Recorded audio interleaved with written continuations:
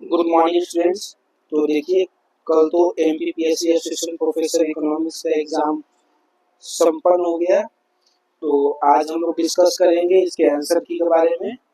तो ये हमारे पास सेट डी है। तो शुरुआत करते हैं, देखते हैं पहले का आंसर क्या होता है। देखिए, एवरेज वेरिएबल कॉस्ट की बात कर रही है। तो यहाँ पे हम लोग देखेंगे टोटल कॉस्ट जो है दिया हुआ है आपके पास, और यहाँ पे एवरेज वेरिएबल कॉस्ट की पूछ रहा है। तो इसको क्यू से डिवाइड कर देंगे जो हमारे पास वेरिएबल कॉस्ट है, क्योंकि फिक्स कॉस्ट यहाँ पे 200 दिया हुआ है। तो यहाँ पे देखिए, अगर डिवाइड कीजिएगा क्यू से तो ऑप्शन नंबर बी आपका सही होगा। उसी प्रकार ये क्वेश्चन नंबर 2 देखिए, इसका मुझे थोड़ा डाउट है, लेकिन इसका आंसर होना चाहिए इसके अनुसार ऑप्शन बी। ठीक। क्वेश्चन नंबर 3 देखिए, शुम्पीटर का innovation theory of profit, option number C. Which following is not an assumption of Pareto optimum. कौन सा assumption नहीं है सही? तो ये देखिए, all things are absolutely indivisible, ये डिविजिबल होना चाहिए। तो ये ऑप्शन नंबर सी। अब देखिए question number 5, law of diminishing marginal utility की बात कर रही है। ये हमारा मार्शल का है कॉन्सेप्ट। तो यहाँ पे ये कार्डिनल है, इसको यूटिलिटी को मेजर किया जा सकता है। और उसी प्रकार ये देखिए, law of equi marginal utility का यहाँ कॉन्सेप्ट है, ये भी कार्डिनल यूटिलिटी अप्रोच है। तो इसका भी ऑप्शन ए होना चाहिए। अब बात करते हैं question number 7, zero sum game theory. Zero sum मतलब किसी एक का फायदा है तो किसी एक का लॉस। ये कौन से मार्केट में होगा? तो ये डुओपोली में होगा, क्योंकि वहां पे दो फर्म अगर हैं तो एक को अगर प्रॉफिट हो रहा है तो दूसरे को लॉस होगा। तो ये हमारा ऑप्शन नंबर ए होगा। अब क्वेश्चन नंबर 8 देखिए, इसमें क्या पूछ रहा है? The proportional relationship between the production of a commodity and one variable factor of. देखिए, और फैक्टर ऑफ प्रोडक्शन अगर 1 है तो आप लॉ ऑफ वेरिएबल प्रोपोर्शन पढ़े होंगे, तो वहां रिटर्न्स टू फैक्टर होगा, option number B. Question number 9, state of interdependence. ये देखिए, अगर इंटरडिपेंडेंस की बात कर रहे हैं तो यहाँ पे फॉर्म की डिपेंडेंसी, जैसे एक फॉर्म दूसरे पर डिपेंड कर रहा है, तो ये ओलिगोपोली का कॉन्सेप्ट है, ऑप्शन नंबर डी। अब question number 10, statement regarding organic farming, ये क्या होगा? It is a same as organic farming. तो ये ऑप्शन बिल्कुल गलत है। क्यों? क्योंकि ऑर्गेनिक फार्मिंग में क्या होता है, आप लोग क्या करते हैं, कुछ अलग से मतलब आप लोग यूज करते हैं, जैसे मतलब मैन्योर वगैरह कुछ ना कुछ यूज कर रहे हैं। ठीक, वो भले ऑर्गेनिक रहे, लेकिन नेचुरल फार्मिंग में आप कुछ यूज नहीं कीजिएगा, ये सब अलग से कुछ नहीं मिलाइएगा। तो ये ऑप्शन आपका गलत है। और उसी प्रकार there is no regional variation, तो ये वेरिएशन होगा, अलग अलग स्टेट में अलग अलग तरह का नेचुरल फार्मिंग होता है। तो ये दोनों ही ऑप्शन रॉन्ग है, तो बोथ आर इनकरेक्ट। अब क्वेश्चन नंबर 11 देखिए, अकॉर्डिंग टू इकोनॉमिक सर्वे कौन सा सही नहीं है? अब देखिए, अब यहाँ पे तो ये 6 largest exporter of textile and apparel in the world, ये ऑप्शन नंबर सी, ये गलत है। अब देखिए, agriculture price commission, question number 12, ये कब सेटअप हुआ था? ये 1965, option number B. Question number 13, agriculture census 2015-16 की बात कर रही है। तो इसमें क्या है, फ्लोरिकल्चर का प्रोडक्शन सबसे ज्यादा किसमें था? मार्जिनल लैंड में, लैंड होल्डिंग जिसका था। Question number 14, which of the following is not a core component of Deendayal Antyodaya योजना। तो कौन सा कोर कंपोनेंट नहीं है? तो सोशल हेल्थ हमारा कोर कंपोनेंट नहीं है, क्योंकि बात लाइवलीहुड की आ रही है। अब क्वेश्चन नंबर 15 आप देखिए, सेंट्रल पब्लिक सेक्टर एंटरप्राइज महारत्न कंपनी का स्टेटस किसके पास है?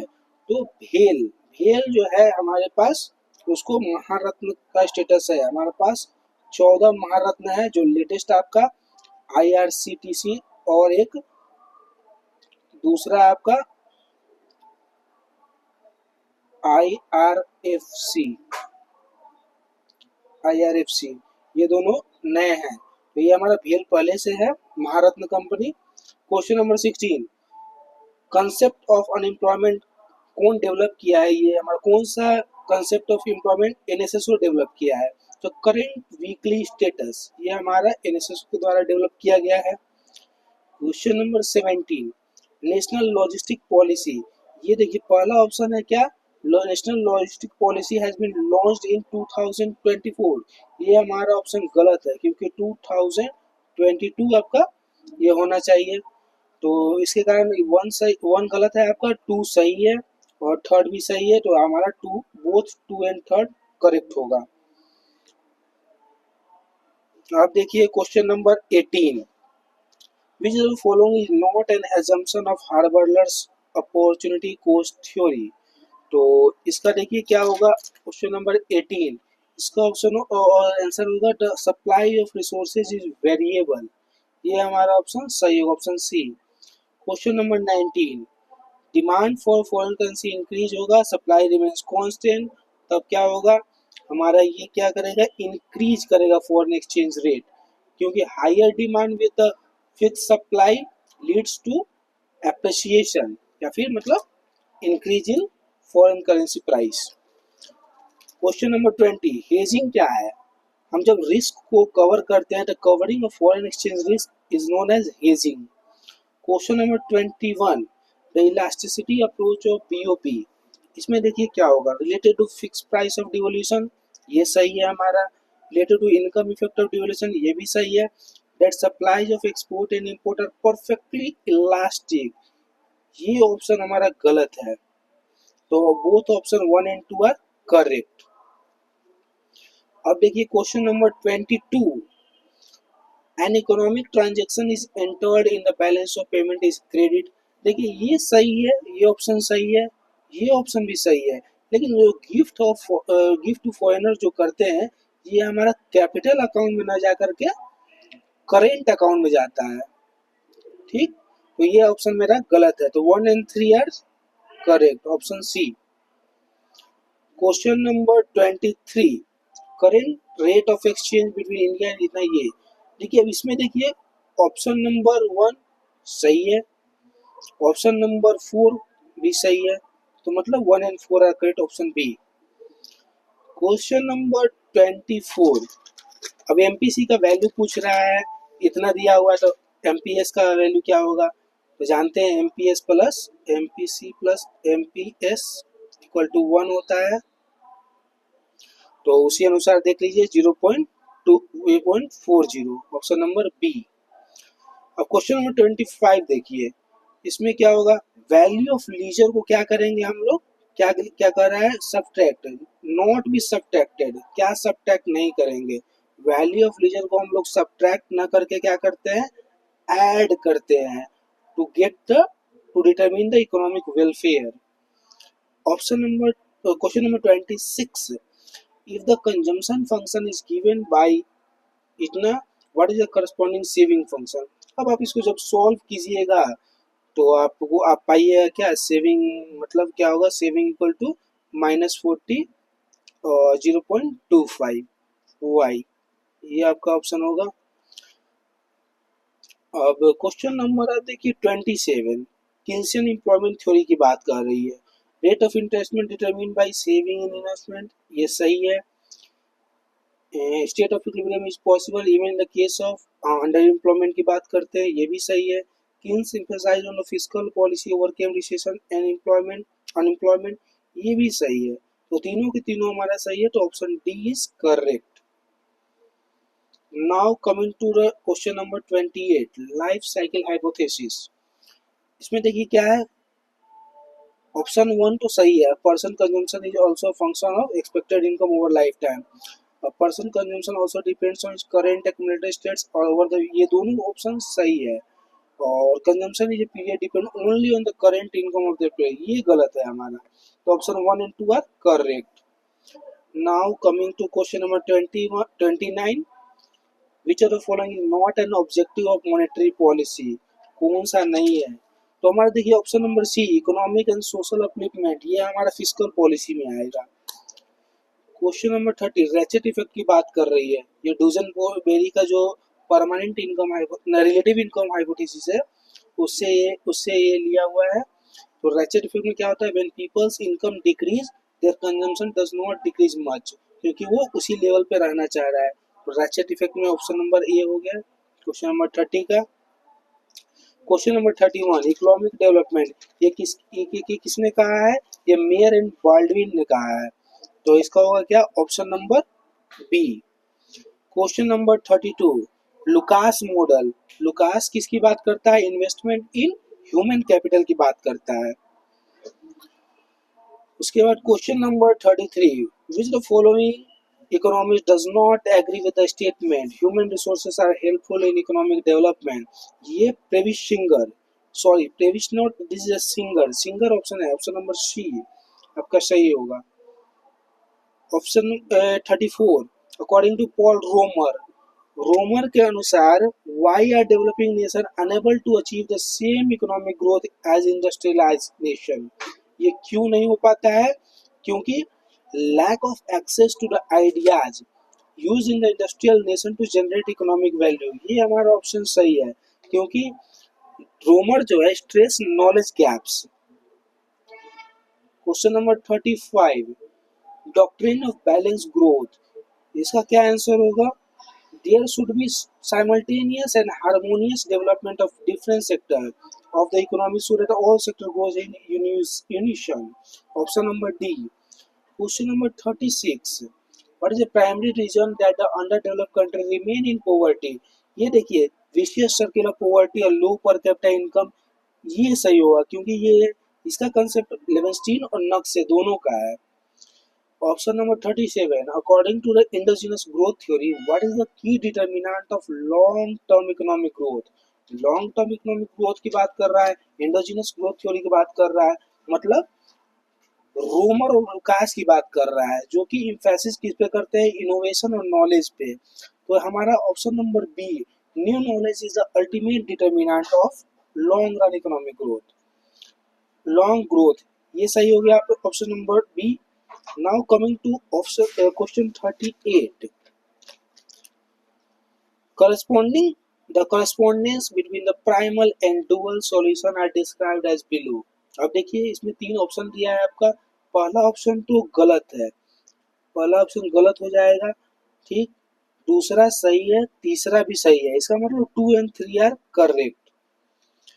अब देखिए which of following economics is not related to linear programming, ये इसमें कितने लोगों ने गलत किया होगा, कितने लोगों ने सही भी किया होगा? ये देखिए इसका आंसर होगा क्या? लियोनटिफ, लियोनटिफ, क्योंकि इनपुट आउटपुट मॉडल में ये इनका इनपुट आउटपुट कॉन्सेप्ट था। अब बात करते हैं, और ये बाकी कैंट्रोविच, डैंजिग और कूपमैन, ये तीनों का रिलेशन है लीनियर प्रोग्रामिंग से। अब correct which of the following is correct Hawking Simon condition क्या है?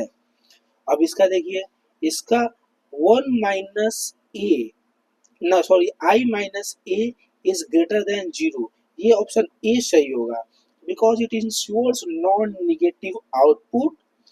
Principal minus of I minus A must be positive, I minus A का प्रिंसिपल माइनर होगा, मस्ट बी पॉजिटिव।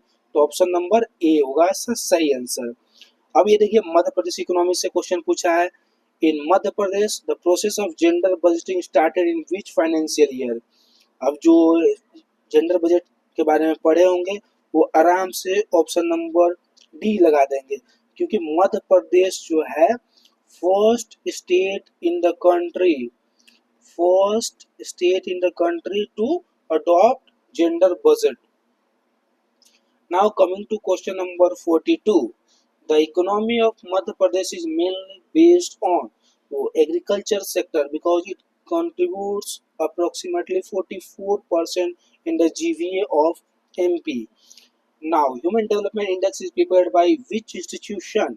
ये तो इकोनॉमिक्स के हर स्टूडेंट्स को पता होगा कि it is prepared by UNDP. Now coming to question number 44, global investor summit 2025 ये कब हुआ था? तो ये 23 और 24 जनवरी को हुआ था। तो now coming to question number 45, in Madhya Pradesh Janani Suraksha Yojana started in 2005 with which of the following objective. ये देखिए, ये हमारा ऑब्जेक्टिव था one, reducing new born infant mortality rate, ये भी था ऑब्जेक्टिव में। Increasing girls enrolment in school, ये नहीं था ऑब्जेक्टिव में। और इंक्रीजिंग इंस्टीट्यूशनल डिलीवरी, ये तीनों था। तो 1, 2 and 4 is the correct answer. Now coming to question number 46, which of the following statement is not true according to the Friedman's quantity theory of money? अब देखिए इसका, money is a luxury item, ये उनका concept नहीं है, ये correct नहीं है, ठीक।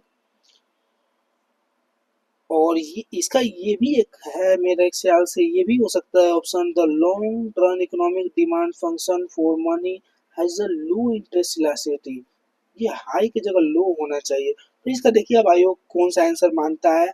तो ये थोड़ा डाउटफुल क्वेश्चन रहा मेरे लिए, ये क्या होगा इसका answer correct. Bank credit decreases with every increase in money supply because banks may also create more or less credit due to leakages in the credit creation process। तो ऑप्शन बी हमारा सही होगा। Now coming to question number 48, consider the following statement regarding the Baumol theory of demand for money। अब Baumol का demand for money क्या कहता है वो देखिए। सबसे पहले तो आपको transaction demand for money increases in lesser proportion to the increase in the real income. ये ऑप्शन, ये क्वेश्चन, ये दो हमारा गलत है। और ये transaction demand for money is directly related to rate of interest, ये भी गलत है क्योंकि यहाँ पे इनवर्सली होगा। तो इसका मतलब कि इसका बोथ 1 and 2 आर इनकरेक्ट, ये आंसर होगा। Now coming to question number 49, M बराबर V, M equal to 1000, V equal to 4, T equal to 2000, तो find the value of price level. तो फिशर का आप लोग आइडल इंडेक्स पढ़े होंगे, तो उसमें होता है एम बी बराबर पी टी। आप जब इसमें पुट कीजिएगा एम और बी और टी का वैल्यू, तो पी बराबर 2.02 आ जाएगा आपका answer. Question number 49। Now coming to question number 50, state state duty, ये 1953 में आया था, वेल्थ टैक्स 1957 में, गिफ्ट टैक्स 1958 में आया था, सिक्योरिटी ट्रांजैक्शन टैक्स ये भी 2004-5 का है। तो हमारा ये चारों सेम सीक्वेंस में है, तो ऑप्शन नंबर ए आपका सही है। तो देखिए इस वीडियो में मैंने 50 क्वेश्चन को डिस्कस किया है, और 50 क्वेश्चन अगले वीडियो में मैं अपलोड कर दूंगा, और उसके अगले 50 क्वेश्चन मैं अगले वीडियो में अपलोड करूंगा, क्योंकि ऐसे वीडियो बहुत लंबा चला जाएगा, तो 50-50 करके मैं अपलोड कर रहा हूँ। तो थैंक यू। एंड देखिए आप लोग अपना कमेंट करके अपना मार्क्स जरूर शेयर करें कि आप लोग का कितना सही है। पेपर वन तो थोड़ा सा इस बार टफ लगा, क्योंकि उसमें देख रहा हूँ कि क्वेश्चन ज़्यादातर आपका कल्चर और वहाँ के ट्राइब से रिलेटेड, वहाँ के हिस्ट्री से रिलेटेड, वो सब क्वेश्चन है। जो इजी क्वेश्चन थे वो तो मतलब लगभग सब लोगों ने लगा दिया होगा, लेकिन कुछ कुछ हार्ड क्वेश्चन थे। तो कुल मिलाकर कितने लोग ऐसे भी होंगे जो 20 मार्क्स जो है पासिंग मार्क्स वो क्रॉस नहीं कर पाएंगे। तो अब देखिए कट ऑफ क्या जाएगा, कट ऑफ की एक सेपरेट वीडियो में बना दूंगा। तो अभी मैं 50 क्वेश्चन का अपलोड कर रहा हूँ, तो ये आप लोग देखिए और मिलाइए और कमेंट करके बताइए कि आप लोगों के कितने सही हो रहे हैं।